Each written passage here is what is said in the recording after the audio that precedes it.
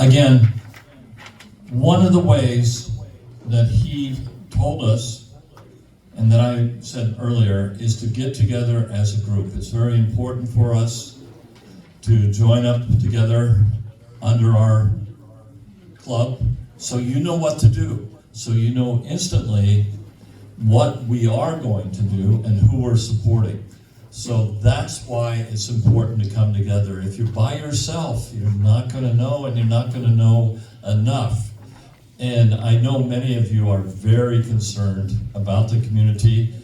We've seen what Mayor Succi has done with education. He's the head of the Education Committee for the Assembly of the State of California, and he denied every parental rights bill that got in front of his committee from even going into the committee.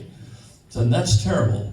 In any case, we have another gentleman here who, although the town is smaller than the rest, they're as mighty as they come, because they basically, this town of Lomita unites Torrance with RPV, and Mayor Bill Uphoff, who just recently won his re-election, and I want to congratulate you on that.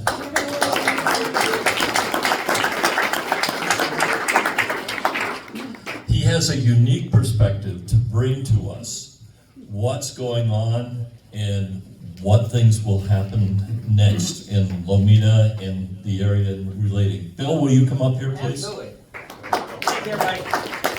So, like Scott said, Lomita is 21,000 people, 1.9 square miles, right? So if you're going down PCH, you blink, you miss it. Okay?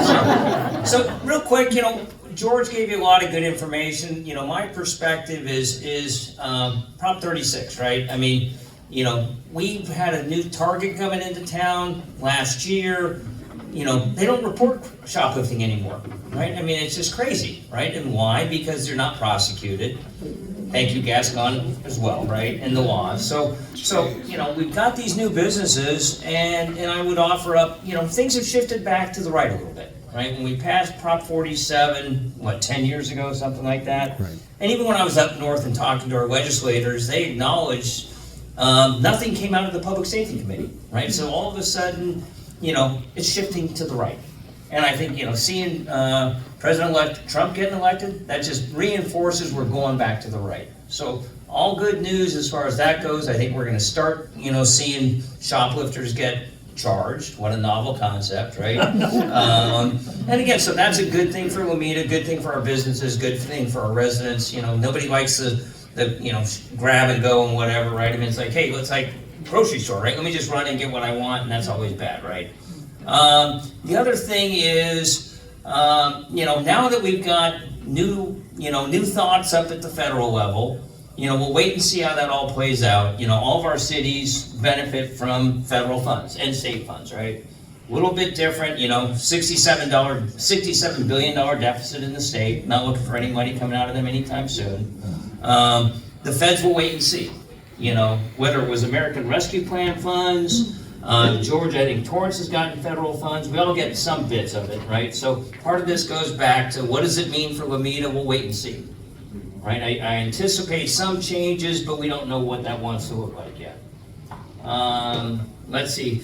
George brought up Measure G, right? That was the LA County one, right? I know John and I were not proponents of that. I was okay with expanding the number of supervisors. I was not in favor of the elected CEO. And I'll tell you why. Because, if you think about it, I asked the supervisors this question. Okay, what happens if you supervisors tell this, hey, CEO, we want you to go do this?